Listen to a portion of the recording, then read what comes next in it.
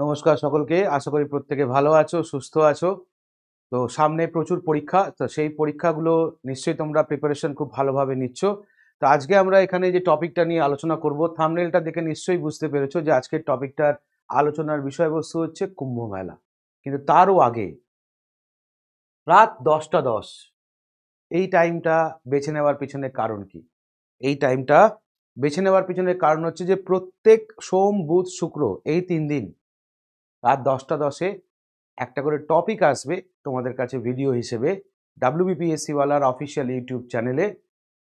প্রতিদিনকার যে সমস্ত ঘটনার মাঝে আমরা যে ঘটনাগুলোকে হয়তো ওভারলুক করে যাচ্ছি, যেখান থেকে আগামীতে পরীক্ষায় প্রশ্ন আসতে পারে, সেই রকমই কিছু বাছাই করা টপিক নিয়ে আমরা থাকবো প্রত্যেক সোমবার, বুধবার এবং শুক্রবার রাত 10টা 10-এ। তাই এটার নাম রাত 10টা 10। যখন তোমরাও একটু ফ্রি থাকবে এবং ফ্রি মাইন্ডে বলতে পারো কি না টপিকগুলো তোমরা দেখতে পারবে। এবং শুধু তাই নয়, এখান থেকে একটা হোমওয়ার্ক থাকবে তোমাদের, যে প্রত্যেক দিন টপিকটা দেখার পর সেখান থেকে নিজে খাতায় দেনান দেয়ার সেটাকে নোট ডাউন করে রাখা, বা সেখান থেকে কি কি প্রশ্ন হতে পারে সেগুলো একটু নোট ডাউন করে রাখা। বেশি বড় একদমই নয় টপিকগুলো, 10 থেকে 15 মিনিট করে একটা ম্যাক্সিমাম টাইম, কিন্তু খুব important topic for upcoming any exam. সেটা স্টাফ সিলেকশন কমিশন দাও, সেটা অন্য কোনো পরীক্ষা দাও, সেটা রেল দাও, সেটা পিএসসি দাও, যে কোনো জায়গায় তোমার কাজে লাগবে, এটুকু আশা ভরসা রাখতে পারো। তো চলো তাহলে আজকে আমরা এখানে একটু আলোচনা করে নেব ভারতবর্ষের অন্যতম একটা কালচারাল সেলিব্রেশন, বা বলতে পারো একটা স্পিরিচুয়াল সেলিব্রেশন, যার নাম হচ্ছে কুম্ভ মেলা। তো 2025-এর কুম্ভ মেলা প্রত্যেক বছরই হয়। কুম্ভ মেলা খুব জাঁকজমকভাবে হয়। 2025টাও বলতে পারো খুবই জাঁকজমকভাবে উদযাপন করা হবে। তো এই কুম্ভ মেলা সম্পর্কে আমরা টোটালটাই আজকে কিন্তু এই ভিডিওতে কভার করব, যে এর ইতিহাসটা কি, কোথা থেকে উৎপত্তি, কতগুলো জায়গায় এটা হয়, আহ, কোন সময় থেকে এটা বলতে পারো ভারতবর্ষে চালু হয়েছে, ইত্যাদি ইত্যাদি ইনফরমেশন। তাই ভিডিওটা এন্ড পর্যন্ত দেখো। আশা করি তোমাদের ভিডিওটা ভালো লাগবে, এবং হ্যাঁ, কমেন্ট সেকশনে গিয়ে ভিডিওটা পুরোটা দেখার পর অবশ্যই তোমাদের মূল্যবান কমেন্ট করতে কিন্তু ভুলো না। তোমাদের কমেন্টই আমাদের ইন্সপিরেশন, এই ধরনের আরও যাতে নতুন নতুন ভিডিও আনতে পারি সেগুলো তোমাদের কমেন্ট দেখেই কিন্তু আমরা আনি। বা তোমরা যদি কোনো স্পেসিফিক টপিকের উপরে ভিডিও চাও তাহলে সেটাও কমেন্টে অবশ্যই উল্লেখ করবে। আমরা কিন্তু প্রতিনিয়ত তোমাদের কমেন্ট ফলো আপ রাখি। চলো তাহলে শুরু করা যাক। আজকের টপিক কুম্ভ মেলা।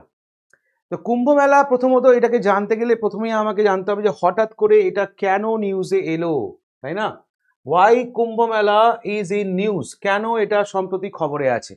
তখন মনে রাখতে হবে 2025-এর কুম্ভ মেলা যেটা হবে 13ই জানুয়ারি থেকে, 26শে ফেব্রুয়ারি পর্যন্ত। কোথায় হবে এটা? তখন মনে রাখবে এটা হবে হচ্ছে আমাদের কি না, এলাহাবাদ, যেটাকে বলছি আমরা প্রয়াগরাজ। ওকে। এই মহাকুম্ভ মেলা 2025, যেটা কিনা একটা বলতে পারো পবিত্র তীর্থস্থান হিসেবে উদযাপন করা হবে, যেটা আধ্যাত্মিক শুদ্ধি, সাংস্কৃতিক উদযাপন এবং ঐক্যের জন্য লক্ষ লক্ষ তীর্থযাত্রীকে আকৃষ্ট করবে, যাতে তারা গিয়ে পৌঁছায় কোথায়? প্রয়াগরাজে, যেখানে এটা অনুষ্ঠিত হবে। আর কি না, আর হচ্ছে এইবার শব্দটা, এই যে কুম্ভ মেলা, এই যে কুম্ভ শব্দটা কোথা থেকে এসছে যদি বলো, এটা কুম্ভ শব্দটা এসছে হচ্ছে কুম্ভক থেকে। মানে কি না, অমরত্বের অমৃত পবিত্র কলস, এটা নিয়ে একটা হিস্ট্রি আছে, হিস্ট্রিটাও আমরা দেখব। তো এই জায়গা থেকে, অর্থাৎ এই অমরত্বের অমৃত পবিত্র কলস থেকেই বলতে পারো নামটা এসছে, যার নাম হচ্ছে কুম্ভ। ওকে। দেবতা এবং রাক্ষসের মধ্যে কি না অমৃতকে কেন্দ্র করে যে লড়াইটা, সেটা থেকেই বলতে পারো নামকরণটা এসছে কুম্ভ। আমরা ডিটেলসে আসবো। নেক্সট যদি আমরা বলি যে এটা কত প্রকারের হয় এবং কোথায় কোথায় হয় ভারতবর্ষে, এটা কোথায় কোথায় হয়, কোথায় কোথায় হয় না, 4টে জায়গায় হয়। কোথায় কোথায় পরীক্ষার প্রশ্ন আসে, মনে রাখবো এটা হরিদ্বার, উজ্জয়ন, নাসিক এবং প্রয়াগরাজ, এই 4টে মেন জায়গায় এটা হয়ে থাকে। হরিদ্বারে যেটা হয় সেটা গঙ্গার তীরে, উজ্জয়িনীতে যেটা হয় সেটা শিপ্রার তীরে, নাসিকে যেটা হয় সেটা গোদাবরীর তীরে, আর প্রয়াগরাজ মানে যেটাকে বলি আমরা গঙ্গা, যমুনা এবং সরস্বতীর কি না কনফ্লুয়েন্স বা সঙ্গম স্থল, সেখানে এটা অনুষ্ঠিত হয়। মনে রাখার বিষয় আরেকটা, গোদাবরীকে আর কি নামে আমরা চিনি না, গোদাবরীকে বলে থাকি আমরা দক্ষিণ গঙ্গা। তাহলে ভারতবর্ষের 4টে জায়গায় বলতে পারো বেসিক্যালি এই কুম্ভ মেলা আয়োজন করা হয়ে থাকে। এবার কত প্রকারের কুম্ভ হয়? 4টে জায়গায় তো হয়, কত প্রকারের হয় কুম্ভ মেলা? দেখো, খুব ইম্পর্টেন্ট, পরীক্ষায় জিজ্ঞেস করবে যে 144 বছর অন্তর যে মেলাটা হয় সেটাকে, যেটা হয় প্রয়াগরাজে, এটার নাম কি? এটার নাম মহাকুম্ভ মেলা। অর্থাৎ মহাকুম্ভ মেলা যেটা, এটা প্রতি 144 বছর বলতে পারো এটা হয়। বা তুমি এটাকে আরেকভাবে ঘুরিয়ে বলতে পারো যে 12টা কুম্ভ মেলা, 12টা পূর্ণ কুম্ভ মেলা কমপ্লিট হওয়ার পর এটা অনুষ্ঠিত হয়। তাহলে তুমি এবার এখান থেকে প্রশ্ন করতে পারলো, স্যার তাহলে এই যে পূর্ণ কুম্ভ মেলা এটা কি গল্প? না, পূর্ণ কুম্ভ মেলা যেটা হয় এটা প্রতি 12 বছর অন্তর অন্তর হয়। অর্থাৎ 4টে কুম্ভ মেলা, 4টে নর্মাল কুম্ভ মেলা, এটা ভারতবর্ষে যে 4টে জায়গায় হয়, প্রয়াগরাজ, হরিদ্বার, নাসিক এবং উজ্জয়ন, ওকে, এই 4টে মেনলি বলতে পারো কিনা ভারতবর্ষে কুম্ভ মেলা যেখানে অনুষ্ঠিত হয়। এবং এই পূর্ণ কুম্ভ মেলা যেটা হয় কিনা এটা 12 বছর অন্তর অন্তর হয়। It rotate every 12 years at this 4 place. এরপর আসছে কি অর্ধ কুম্ভ মেলা। অর্ধ মানে কি না হাফ, আমরা জানি। হাফ মানে কি না প্রতি 6 বছর অন্তর অন্তর এটা হয়, আর এটা শুধুমাত্র হয় ভারতবর্ষের 2টো জায়গা, হরিদ্বার এবং প্রয়াগরাজ। আর কি ধরনের হয়? আর হচ্ছে কুম্ভ মেলা। তাহলে দেখো 4 প্রকার কি কি? একটা হচ্ছে মহাকুম্ভ, একটা পূর্ণ কুম্ভ, একটা অর্ধ কুম্ভ, আর একটা হচ্ছে শুধু কুম্ভ। এই শুধু কুম্ভ মেলাটা কিনা এটা ভারতবর্ষের বলতে পারো কিনা এই 4টে জায়গাতেই হয়ে থাকে, আর এটা রাজ্য সরকার দ্বারা পরিচালনা করা হয়। এছাড়া আরেকটা কুম্ভ মেলা যেটা প্রত্যেক বছর হয়ে থাকে, নাম কি? নাম হচ্ছে মাঘ কুম্ভ মেলা। অর্থাৎ হিন্দু ক্যালেন্ডার অনুযায়ী মাঘ মাসে বলতে পারো এই মেলাটা প্রত্যেক বছর অনুষ্ঠিত হয়। তাই এটার নাম কি? এটার নাম হচ্ছে মাঘ কুম্ভ মেলা। কোথায় হয় এটা? তুমি বলতে পারো এটাও লোকেশন কিন্তু প্রয়াগরাজ। এটাকে আর কি বলা হয়? এটাকে বলা হয় মিনি কুম্ভ মেলা। এটা প্রতি বছর এটা হয়ে থাকে এলাহাবাদের প্রয়াগরাজে বলতে পারো এটা কন্ডাক্ট করা হয়। হিন্দু ক্যালেন্ডার মাস মাঘ মাস অনুযায়ী বলতে পারো এটা অনুষ্ঠিত হয়। তাহলে আমরা আগের স্লাইডে পেলাম 4টে জায়গা কোথায় কোথায় অনুষ্ঠিত হয়। এবার আমরা পেলাম কি কত ধরনের কুম্ভ মেলা অনুষ্ঠিত হয়। এবার আমরা একটু এর ইতিহাসটা দেখব, কুম্ভ মেলার হিস্ট্রি। তো কুম্ভ মেলার ইতিহাসটা বলতে গেলে প্রথমেই যেটা বলতে হয় কি না, পটভূমি বা ব্যাকগ্রাউন্ডটা যদি আমরা দেখি, মহাকুম্ভ মেলা ট্রান্সক্রাইব বাই আদি শঙ্করাচার্য, অরিজিনেট ফ্রম পুরাণ। অর্থাৎ এটার অরিজিন যদি আমরা দেখি এটা এসছে পুরাণ থেকে। এটাকে বর্ণনা করেছে কে না আদি শঙ্করাচার্য, মানে কুম্ভ মেলা প্রসঙ্গে বলতে পারো বর্ণনা করেছে আদি শঙ্করাচার্য। কি বলেছে? যেখানে কি বলছে, gods and demons battling for sacred pitcher of amrit. অর্থাৎ কি না দেবতা ও অসুরদের অমৃতের পবিত্র কলসের জন্য লড়াই করার বর্ণনা বলতে পারো দেওয়া আছে কি না এই আদি শঙ্করাচার্য ট্রান্সক্রিপশনে।